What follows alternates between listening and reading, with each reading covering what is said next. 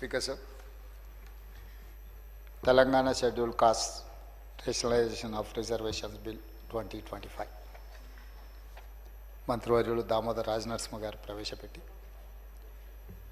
దీని యొక్క ముఖ్య ఉద్దేశాలు దీనికి సంబంధించిన ప్రయోజనాలను సభకు వివరించడం ద్వారా ఈ రాష్ట్ర ప్రభుత్వం ఎస్సీ కులాల వర్గీకరణ పట్ల ఉన్న చిత్తశుద్ధిని వారు వివరించడం జరిగింది. దీనికి సంబంధించి మంత్రులు ఉత్తమ్ కుమార్ రెడ్డి గారు, అడ్లూరి లక్ష్మణ్ గారు, వివేక్ వెంకటస్వామి గారు, మాణిక్రావు గారు, కడియం శ్రీహరి గారు, పాయల్ శంకర్ గారు, మహమ్మద్ మాజిద్ హుసేన్ గారు, కూనంనేని సాంబశివరావు గారు, వేముల వీరేశం గారు, వేముల ప్రశాంత్ రెడ్డి గారు, కేఆర్ నాగరాజు గారు, తోట లక్ష్మీకాంతరావు గారు, మందుల సామెల్ గారు, డాక్టర్ కోవంపల్లి సత్యనారాయణ గారు, కాళే యాదయ్య గారు సభ్యులందరూ తమ అభిప్రాయాలను తెలిపి 100% ఈ సభలో మాట్లాడిన ప్రతి సభ్యుడు ఎస్సీ ఉపకులాల వర్గీకరణకు అనుకూలంగా మాట్లాడి ఈ సభ మొత్తము ఈ వర్గీకరణ విషయంలో అండగా నిలబడ్డందుకు సభ్యులందరూ కూడా మనస్ఫూర్తిగా ధన్యవాదాలు తెలియజేస్తున్నాను. పార్టీలకు అతీతంగా రాజకీయాలను పక్కన పెట్టి ఈ సభ పూర్తి స్థాయిలో రాష్ట్ర ప్రభుత్వం ఒక ప్రక్రియను చేపట్టి ఆ ప్రక్రియ ద్వారా ఈరోజు బిల్లు రూపంలో సభ ముందుకు వస్తే అందరూ దీనికి సంపూర్ణంగా మద్దతు పలికినరు. మీ ద్వారా సభ్యులందరూ కూడా మనస్ఫూర్తిగా ధన్యవాదాలు తెలియజేస్తున్నా అధ్యక్ష. దీని నేపథ్యం దాదాపుగా 30 సంవత్సరాల నుంచి జరుగుతున్న సుదీర్ఘమైన పోరాటం.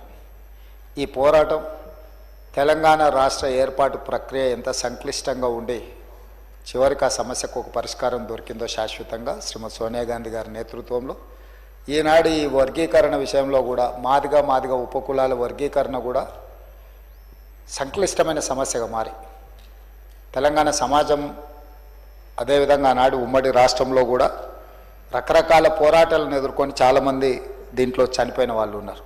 తెలంగాణ ఉద్యమంతో పాటు ఈ పోరాటంలో ప్రాణాలు అసలు బాసిన వాళ్ళు ఎవరైనా ఉన్నారంటే ఈ మాదిగా ఉపకులాల వర్గీకరణ సందర్భంగా పోరాటంలోనే చాలామంది చనిపోవడం జరిగింది. వాళ్ళందరికీ నివాళులు అర్పిస్తూనే ఈరోజు ఈ సమస్యకు ఈ సభ శాశ్వతమైన పరిష్కారం చూపించడం అనేది ఇది ఒక చారిత్రాత్మకమైన సందర్భం. వ్యక్తిగతంగా నా మనసుకు చాలా దగ్గరగా ఉన్న అంశం ఇది.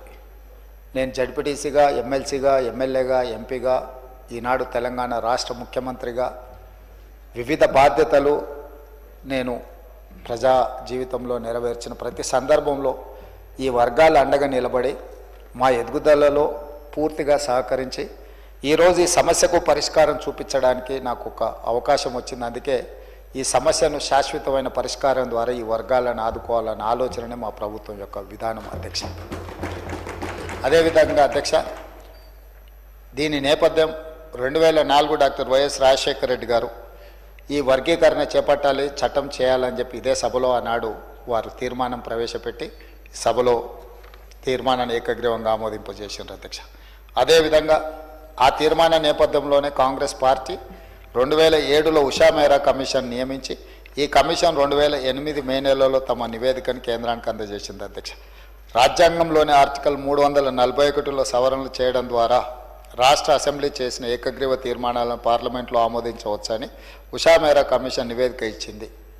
కానీ వివిధ కారణాల చేత వాయిదా పడుతూనే వచ్చింది, అది అమలు జరగలేదు అధ్యక్ష. కాంగ్రెస్ పార్టీ చరిత్ర మీకు తెలుసు, ఈ దేశ ప్రజలకు తెలుసు. డాక్టర్ బాబాసాహెబ్ అంబేద్కర్ గారిని రాజ్యాంగ నిర్మాతగా, రాజ్యాంగం రచించడంలో చైర్మన్గా వారిని నియమించడంతో మొదలుపెట్టిన పండిత్ జవహర్లాల్ నెహ్రూ గారు మొదటి క్యాబినెట్లో డాక్టర్ బాబాసాహెబ్ అంబేద్కర్ గారిని న్యాయశాఖ మంత్రిగా నియమించడం జరిగింది అధ్యక్ష. అదేవిధంగా దళిత నేత బాబు జగ్జీవన్ రామ్ గారిని కీలకమైన శాఖలు రక్షణ శాఖ, వ్యవసాయ శాఖ, రైల్వే శాఖ మంత్రులుగా వారిని నియమించడం జరిగింది అధ్యక్ష. అదేవిధంగా ఈరోజు దేశంలో మొట్టమొదట కాంగ్రెస్ పార్టీ అధ్యక్షుడిగా దామోదరం సంజీవయ్య గారిని జాతీయ కాంగ్రెస్ పార్టీ అధ్యక్షుడిగా, ఉమ్మడి రాష్ట్ర దళిత ముఖ్యమంత్రిగా దామోదరం సంజీవయ్య గారిని కాంగ్రెస్ పార్టీ 1960లోనే ఉమ్మడి రాష్ట్రానికి ఒక దళితుడిని ముఖ్యమంత్రి చేసిన చరిత్ర కాంగ్రెస్ పార్టీకి ఉన్నది అధ్యక్ష. అదేవిధంగా బీహార్ చీఫ్ మినిస్టర్గా బోలా పాశ్వాన్ శాస్త్రిని, ఇట్లా రాజస్థాన్ ముఖ్యమంత్రిగా, మహారాష్ట్ర ముఖ్యమంత్రిగా సుశీల్ కుమార్ షిండే గారిని గవర్నర్గా, అదేవిధంగా ఈ మధ్యకాలంలో పంజాబ్ ముఖ్యమంత్రిగా చరణ్జిత్ సింగ్ చన్ని నియమించడం, ఇదే కాకుండా తెలంగాణ రాష్ట్ర ఏర్పాటు ప్రక్రియలో పార్లమెంట్లో తెలంగాణ బిల్లును ఎన్నో ఒడిదుడుకుల్ని అడ్డంకుల్ని చాలా గందరగోళాన్ని ఎదుర్కొని తెలంగాణ బిల్లును ఆమోదించిన లోక్సభ స్పీకర్గా శ్రీమతి మీరా కుమార్ గారిని కాంగ్రెస్ పార్టీ నియమించింది. వారి నాయకత్వంలోనే బాబు జగ్జీవన్ రామ్ గారి కుమార్తె మీరా కుమార్ గారు ఒక దళిత బిడ్డ స్పీకర్ కుర్చీలో కూర్చొని తెలంగాణ రాష్ట్రాన్ని అందించారు. ఇది కూడా చరిత్రలో మనం గుర్తు చేసుకోవాల్సిన సందర్భం అధ్యక్ష. ఈనాడు కాంగ్రెస్ పార్టీ అధ్యక్షుడు కూడా మల్లికార్జున్ ఖర్గే గారు ఒక దళితుడే ఈరోజు కాంగ్రెస్ పార్టీ అధ్యక్షుడిగా కొనసాగుతున్నాడు అధ్యక్ష. అదేవిధంగా అధ్యక్ష, ఎస్సీల రిజర్వేషన్లు ఉన్నప్పటికీ జనాభా దామాషా ప్రకారం రిజర్వేషన్ కావాలని చాలా సంవత్సరాల నుంచి ఈ వర్గాలలో ఒక డిమాండ్ ఉన్నది. దానికోసం ఎప్పుడు ఉద్యమాలు జరుగుతూనే ఉన్నాయి అధ్యక్ష. అందుకే దీన్ని రాహుల్ గాంధీ గారు 2018 ఎన్నికల సందర్భంగా స్పష్టంగా తెలంగాణ రాష్ట్ర ఎన్నికలకు వచ్చినప్పుడు ఉత్తమ్ కుమార్ రెడ్డి గారు పీసీసీ ప్రెసిడెంట్గా ఉన్నప్పుడు స్పష్టంగా హామీ ఇచ్చారు, కాంగ్రెస్ పార్టీ అధికారంలోకి వస్తే ఎస్సీ వర్గీకరణ చేసి తీరుతుందని. ఇదే కాకుండా అధ్యక్ష 2023 ఆగస్టు 26న చేవెళ్లలో తమరు కూడా ఆ రోజు సభలో సజీవ సాక్షి, మల్లికార్జున్ ఖర్గే గారే ఎస్సీ ఎస్టీ డిక్లరేషన్లో స్పష్టంగా ఎస్సీ ఉపకులాల వర్గీకరణను చేపడతామని చెప్పి వారు చెప్పినారు. వారందరి నిర్ణయాలు, వారందరి ఆలోచన మేరకు సుప్రీంకోర్టు తీర్పు మేరకు ఈరోజు మనం ఈ నిర్ణయాన్ని తీసుకోవడం జరిగింది అధ్యక్ష. దీనికి సంబంధించి ఒక చరిత్ర ఉన్నది. 1996లో జస్టిస్ రామచంద్రరాజు కమిషన్ నియమించడం, వారు 97లో నివేదిక ఆధారంగా వర్గీకరణ చేస్తూ జీవో 68 ఏబిసిడి కేటగరైజేషన్ కింద జీవో 69 రోస్టర్ విధానాన్ని అమలు చేస్తే ఆనాడు జీవోలు ఇచ్చారు. అదేవిధంగా అధ్యక్ష 2000 సంవత్సరం ఏప్రిల్ 1వ తేదీన ఉమ్మడి ఏపీలో వర్గీకరణను అమలు చేయడం జరిగింది అధ్యక్ష. దాని తర్వాత జరిగిన కోర్టులు తీర్పులు సుప్రీంకోర్టు వరకు వెళ్ళడం, అదేవిధంగా ఏపీ వర్సెస్ చెన్నై కేసులో 2004 నవంబర్ 5న సుప్రీంకోర్టు 5 సభ్యుల ధర్మాసనం 3:2 ప్రకారం తీర్పునిచ్చింది అధ్యక్ష. ఎస్సీ వర్గీకరణ కోసం చర్యలు తీసుకోవాలని కోరుతూ 2005 డిసెంబర్ 10న ఉమ్మడి రాష్ట్ర అసెంబ్లీలో తీర్మానం కూడా కేంద్రానికి పంపించడం జరిగింది అధ్యక్ష.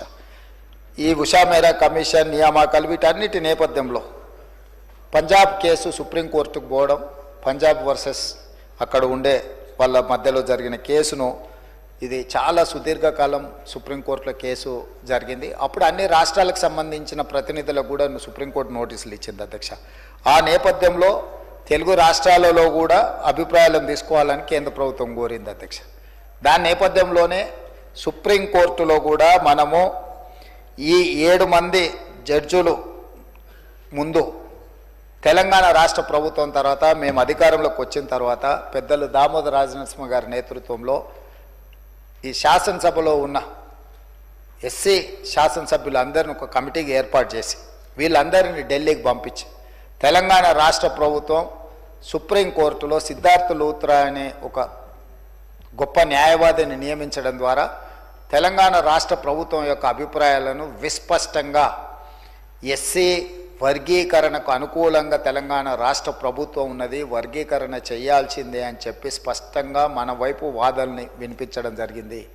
ఆ నేపథ్యంలో సుప్రీంకోర్టు ఇచ్చిన తీర్పు ప్రకారము సుప్రీంకోర్టు తీర్పు ఇచ్చిన 1 గంట లోపే ఆ రోజు కూడా సభ జరుగుతున్నది అధ్యక్ష. సభలో స్పష్టంగా 100% ఈ వర్గీకరణను అమలు చేస్తామని చెప్పి ఆ రోజు ప్రకటించినాం అధ్యక్ష. అదేవిధంగా అధ్యక్ష కోర్టు ఆ రోజు ఇచ్చిన దాంట్లో కొన్ని విషయాలు రాజకీయ కారణాలతో కాకుండా ఎంపెరికల్ డేటా ఆధారంగా మాత్రమే వర్గీకరణ చేయాలని చెప్పిండ్రు అధ్యక్ష. ఎంపెరికల్ డేటా క్షేత్రస్థాయిలో అనుభవపూర్వకంగా సేకరించిన సమాచారం, 1 జనాభా, 2 అక్షరాస్యత శాతం, అనుసరిస్తున్న వృత్తులు, ఉద్యోగాలు, ఆర్థిక పరిస్థితులు, వీటన్నిటి నేపథ్యాన్ని తీసుకొని ఈ వర్గీకరణ చేయాలని సుప్రీంకోర్టు మనకు చెప్పడం జరిగింది అధ్యక్ష. వీటన్నిటి నేపథ్యంలో రాష్ట్ర ప్రభుత్వము ఒక మంత్రివర్గ ఉపసంఘాన్ని ఏర్పాటు చేసింది అధ్యక్ష. దానికి బాధ్యత ఉత్తమ్ కుమార్ రెడ్డి గారిని మంత్రివర్గ ఉపసంఘానికి చైర్మన్గా నియమిస్తూ సభ్యులుగా శ్రీధర్ బాబు గారిని, అదేవిధంగా దామోదర్ రాజనరసింహ గారిని, పొన్నం ప్రభాకర్ గారిని, సీతక్క గారిని, డాక్టర్ మల్లు రవి పార్లమెంట్ సభ్యుడిని మనం ఈ క్యాబినెట్ సబ్ కమిటీలో సభ్యులు చేసి వాళ్ళ చేత మొత్తం 6 సార్లు వాళ్ళు సమావేశమై వాళ్ళు ఇచ్చిన సూచనలు అన్నిటిని కూడా పరిగణలోకి తీసుకొని వారి సూచన మేరకు 1 మ్యాన్ కమిషన్ అపాయింట్ చేసినాం అధ్యక్ష. 1 మ్యాన్ కమిషన్లో షమీమ్ అఖ్తర్ గారిని మనం 1 మ్యాన్ కమిషన్గా నియమించి వారు పూర్తిగా సుప్రీంకోర్టు జడ్జిమెంట్లనే కాకుండా ఉషా మేరా కమిషన్ కాడి నుంచి మొదలు పెడితే వివిధ వర్గాలకు సంబంధించిన అన్ని రిప్రజెంటేషన్స్ తీసుకున్నారు అధ్యక్ష. అందరితో మాట్లాడిన వారు దాదాపుగా ఎన్ని రిప్రజెంటేషన్స్ తీసుకున్నారంటే 8,681 రిప్రజెంటేషన్స్ తీసుకున్నారు అధ్యక్ష. జిల్లాలలో పర్యటన చేయడం కానీ వారి దగ్గరకు వచ్చి వివరాలు అందించిన వాళ్ళ యొక్క అభిప్రాయాలు అన్నిటినీ వారు తీసుకొని స్పష్టంగా వారు ఒక పూర్తి స్థాయి ఎక్సర్సైజ్ చేసి చాలా పారదర్శకంగా, ఎందుకంటే ఏ ఒక్కరికి కూడా ఇందులో అన్యాయం జరగకూడదు, ఈ కమిషన్ ఇచ్చే నివేదిక పట్ల ఎవరికి అనుమానాలు ఉండకూడదు అని ఒక ప్రత్యేకమైన కార్యాచరణ తీసుకొని అందరి అభిప్రాయాలు విని వారు ఒక స్పష్టమైన నివేదికను సూచనను తెలంగాణ రాష్ట్ర ప్రభుత్వానికి ఇవ్వడం జరిగింది అధ్యక్ష. ఈరోజు ఈ ఎస్సీ ఉపకులాలలో దాదాపుగా 59 కులాలు ఉన్నాయి అధ్యక్ష. ఈ 59 కులాలకు సంబంధించి ప్రభుత్వ రంగ సంస్థలలో వాళ్ళు చేస్తున్న ఉద్యోగాలు కానీ, విద్యా అవకాశాలు కానీ, రాజకీయ అవకాశాలు కానీ, గ్రాంట్ అండ్ ఎయిడ్ సంస్థల నుంచి కూడా కమిషన్ సమాచారాన్ని సేకరించింది అధ్యక్ష. వీటన్నిటిని దృష్టిలో పెట్టుకొని జస్టిస్ షమీమ్ అఖ్తర్ కమిషన్ తన నివేదికను 2025 ఫిబ్రవరి 3వ తారీఖున ఈ మంత్రివర్గ ఉపసంఘానికి సమర్పించింది అధ్యక్ష. 4 తారీఖు రోజు ఎంబడే మంత్రివర్గాన్ని ఏర్పాటు చేసి వారిచ్చిన కమిషన్ యొక్క సూచనలు తూచా తప్పకుండా ఆమోదించడం జరిగింది అధ్యక్ష. ఎక్కడ కూడా మనం కమిషన్ రికమెండేషన్స్ నుంచి డీవియేట్ చేయలేదు అధ్యక్ష. ఎందుకంటే 7 న్యాయమూర్తుల ధర్మాసనం ఇచ్చిన జడ్జిమెంట్ నేపథ్యంలో మంత్రివర్గ ఉపసంఘాన్ని ఏర్పాటు చేసి మంత్రివర్గ ఉపసంఘం 6 సార్లు సమావేశాన్ని చేసి అధికారులతో న్యాయ నిపుణులతో చర్చించి 1 మ్యాన్ కమిషన్ అపాయింట్ చేసిన 1 మ్యాన్ కమిషను వివిధ జిల్లాలు, వివిధ ప్రాంతాలు, వివిధ స్టేక్ హోల్డర్స్ని అందరితో మాట్లాడి వాళ్ళు ఇచ్చిన నివేదికలు కానీ 8,681 రిప్రజెంటేషన్స్ని అన్నిటిని కూడా తీసుకొని క్రోడీకరించి చట్టపరిధిలో వారు చేయగలిగిన అన్ని అంశాలను పరిగణలోకి తీసుకొని వాళ్ళు ఒక నిర్ణయం తీసుకున్నారు అధ్యక్ష. దాని ప్రకారం 59 ఎస్సీ కులాలను 3 గ్రూపులుగా విభజించడం జరిగింది అధ్యక్ష. గ్రూప్ 1 కింద 15 ఉపకులాలను తీసుకొని వాళ్ళకు 1% సామాజికంగా, విద్యాపరంగా, ఆర్థికంగా పూర్తిగా వెనుకబడిన వర్గాలను గ్రూప్ 1 కింద తీసుకున్నాడు అధ్యక్ష. 1% రిజర్వేషన్ వాళ్ళకి ఇవ్వడం జరిగింది అధ్యక్ష. అదేవిధంగా గ్రూప్ 2 మధ్యస్థంగా లబ్ధి పొందిన ఎస్సీ కులాలు, మోడరేట్ బెనిఫిషియర్స్, వాళ్ళను 18 కులాలు ఉన్నాయి అధ్యక్ష. అందులో 9% రిజర్వేషన్లు వాళ్ళకు ఇచ్చిండ్రు అధ్యక్ష. అదేవిధంగా గ్రూప్ 3 అధ్యక్ష గణనీయంగా లబ్ధి పొందిన అంటే కొంచెం సిగ్నిఫికెంట్గా బెనిఫిట్ పొందిన వర్గాలు 26 కులాలు ఉన్నాయి అధ్యక్ష. వాళ్ళకు 5% రిజర్వేషన్. ఈరోజు రాజ్యాంగ పరిధిలో ఎస్సీలకున్న 15% రిజర్వేషన్లను గ్రూప్ 1 కింద 1%, గ్రూప్ 2 కింద 9%, గ్రూప్ 3 కింద 5%, 15% రిజర్వేషన్లను ఈ రకంగా పంచడం జరిగింది అధ్యక్ష. ఈరోజు ఎడ్యుకేషన్లో కావచ్చు, ఎంప్లాయ్మెంట్లో కావచ్చు, పొలిటికల్ రిజర్వేషన్స్ కావచ్చు, ఆల్ అదర్ రిజర్వేషన్స్ అన్నిటిని కూడా పరిగణలోకి తీసుకొని ఈరోజు ఈ ప్రభుత్వము ఈ నివేదికను తీసుకొని వచ్చి మీ ముందు పెట్టడం జరిగింది అధ్యక్ష. అందుకే అధ్యక్ష ఈరోజు ఈ చారిత్రాత్మకమైన సందర్భంలో ఒక మంచి నిర్ణయం మనం తీసుకున్నప్పుడు ప్రతిపక్షాలన్నీ కూడా ముందుకు వచ్చినాయి. ఈరోజు కృష్ణమాదిగతో మొదలు పెడితే చాలామంది 30-35 సంవత్సరాలలో ఈ ఉద్యమంలో చాలామంది పాల్గొన్నారు అధ్యక్ష. ఈ ఉద్యమంలో కూడా చనిపోయినారు. ఇంతకుముందు పెద్దలు దామోదర్ రాజనరసింహ గారు చనిపోయిన కుటుంబాల గురించి ఆలోచన చేయాలి అని వారు అన్నారు. ఎస్, తెలంగాణ ఉద్యమంలో చనిపోయిన వాళ్ళను లేదా మాదిగ ఉపకులాల వర్గీకరణకు సంబంధించి ఉద్యమంలో ప్రమాదవశాత్తు చనిపోయిన వాళ్ళని ఆదుకునే అవసరము, బాధ్యత ఈ ప్రభుత్వానికి ఉన్నది. నేను తమరి ద్వారా వారికి నేను మాట ఇస్తున్నా, రేపు ఇందిరమ్మ ఇండ్లు ఇచ్చే దాంట్లో ఈ కుటుంబాలకు ఖచ్చితంగా మొదటి ప్రాధాన్యత కింద ఇందిరమ్మ ఇండ్లు ఇవ్వాలి ఆ కుటుంబాలకు. ఎందుకంటే పిల్లలు చనిపోయింటారు, తల్లిదండ్రుల పరిస్థితి ఏ విధంగా ఉందో తెలియదు, కుటుంబ సభ్యుల పరిస్థితి ఏ విధంగా ఉందో మనకు తెలియదు. కాబట్టి వాళ్ళకు ఖచ్చితంగా ఇందిరమ్మ ఇళ్లలో మొదటి ప్రాధాన్యత కింద మనం వాళ్ళను ఆ కుటుంబాలను ఆదుకోవడానికి ఇల్లు ఇవ్వాలి అధ్యక్ష.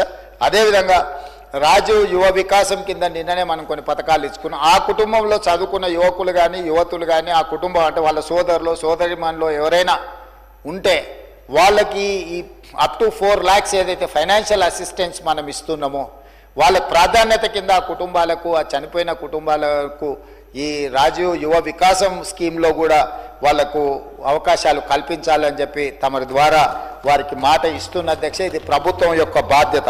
ఎందుకంటే ఒక ఉద్యమం జరిగినప్పుడు, ఒక పోరాటం జరిగినప్పుడు ఎవరైతే ప్రాణాలు కోల్పోయినరో ఆ కుటుంబాలను ఆదుకోవాల్సిన బాధ్యత మన అందరి మీద ఉన్నది అధ్యక్ష.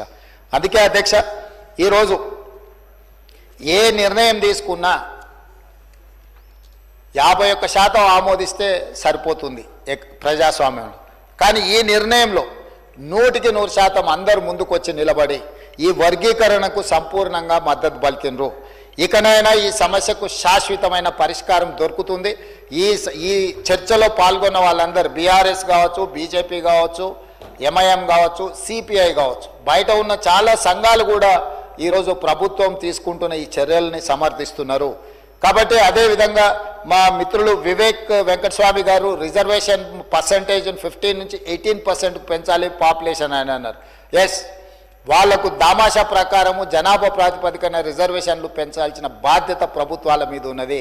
2026 జనాభా లెక్కలు పూర్తి కాగానే ఆ పర్సంటేజ్ ప్రకారం రిజర్వేషన్లు పెంచడమే కాకుండా దామాషా ప్రకారం ఆ రిజర్వేషన్లని గ్రూప్ 1, గ్రూప్ 2, గ్రూప్ 3కి పంచే బాధ్యతను మన ప్రభుత్వం తీసుకుంటుందని చెప్పి సభ ద్వారా వారికి స్పష్టంగా నేను చెప్పదలుచుకున్నాను అధ్యక్ష.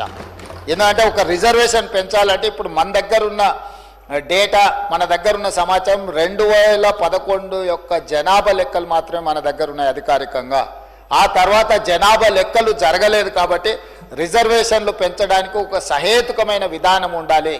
ఇప్పుడు కేంద్ర ప్రభుత్వం తిరిగి జనాభా లెక్కలు మళ్ళీ మొదలు పెడుతుంది. 2020లో నాకు తెలిసి ఆ జనాభా లెక్కలు మొత్తం తేల్తాయి. ఆ జనాభా లెక్కల ప్రకారము ఎస్సీ రిజర్వేషన్లను కూడా పెంచుతుంది ఈ ప్రభుత్వము. ఈ ప్రభుత్వానికి స్పష్టమైన విధానం ఉన్నది. చట్టపరంగా ఎలాంటి చిక్కులు లేకుండా ఎస్సీలకు కానీ ఎస్టీలకు కానీ వాళ్ళకి పెంచాల్సిన రిజర్వేషన్లను ఏ విధంగా పెంచి రిజర్వేషన్లు పెంచడం, సహేతుకబద్ధంగా వాళ్ళకు పంచడం అనేది ఈ ప్రభుత్వం తీసుకుంటుంది. కాబట్టి ఈరోజు నేను ఈ జాతులకు నేను మాట ఇస్తున్నా, ఈ ప్రభుత్వం ఇందిరమ్మ రాజ్యంలో మీకు అన్యాయం జరగదు. గతంలో ఏదైనా అన్యాయం జరిగినా కూడా దాన్ని సరిదిద్ది భవిష్యత్తులో మీకు మేలు జరిగే విధంగా ఈ ప్రభుత్వం కార్యాచరణను తీసుకుంటుంది. అమలు చేసే విధానంలో కూడా పారదర్శకత పాటిస్తాము. ప్రతిపక్షాలను అన్నిటిని కూడా కలుపుకొని ఇట్లాంటి విషయాలలో బేసజాలకు పోకుండా అందరినీ సంప్రదించి అందరి అభిప్రాయం తీసుకొని ముందుకెళ్లే విధానాన్ని మా ప్రభుత్వము అవలంబిస్తుంది.